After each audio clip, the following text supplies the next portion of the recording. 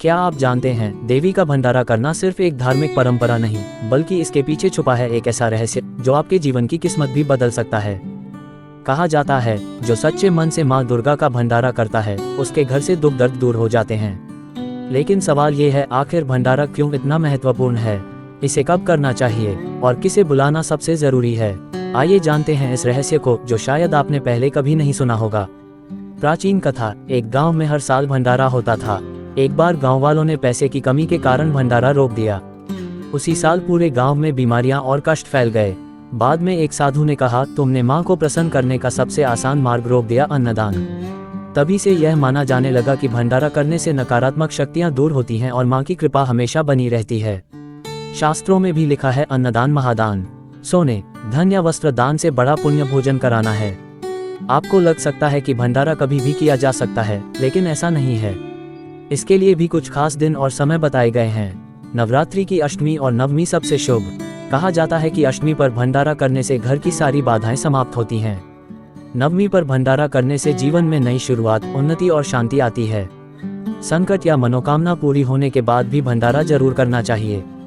कई लोग अपनी सालगिरह, जन्मदिन या नई नौकरी व्यवसाय की शुरुआत पर भी भंडारा करते हैं ताकि देवी का आशीर्वाद मिले। अब सबसे बड़ा सवाल, भंडारे में आखिर किसे बुलाना चाहिए? क्या सिर्फ परिवार और दोस्त? नहीं, इसका जवाब आपके सोच से भी गहरा है। कन्याएं और माताएं। कहा जाता है कि कन्या ही माँ दुर्गा का रूप होती हैं। उन्हें प्रसाद खिलाना और चरण स्पर्श करना अत्यंत शुभ है। गरीब, असहाय और भूखे लोग देवी सबसे पहले उनकी पुकार सुनती हैं। अगर आप उन्हें खिलाते हैं तो माँ दुर्गा सीधे आपके घर आकर आशीर्वाद देती हैं। पड़ोसी और रिश्तेदार, ताकि समाज में एकता और आपसी प्रेम बना रहे। कुछ परंपराओं में साधु संतों और ब्राह्मणों को विशेष निमंत्रण दिया जाता है, क्योंकि उनके आशीर्वाद से पुण्य कई गुना बढ़ जाता है। शायद आप सोच रहे होंगे, भंडारे में खाना तो कोई भी बनाया जा सकता है, लेकिन ऐसा नहीं है। भंडारे का खाना हमेशा सात्विक होना चाहिए। पूरी, आलू की सब्जी, चना, हलवा, खीर, ये सबसे लोकप्रिय और शुभ माने जाते हैं। प्याज लहसुन रहित भोजन ही प्रसाद होता है। भोजन परोसते समय अगर मंत्र या जय माता दी बोला जाए तो प्रसाद और भी पवित्र हो जाता है।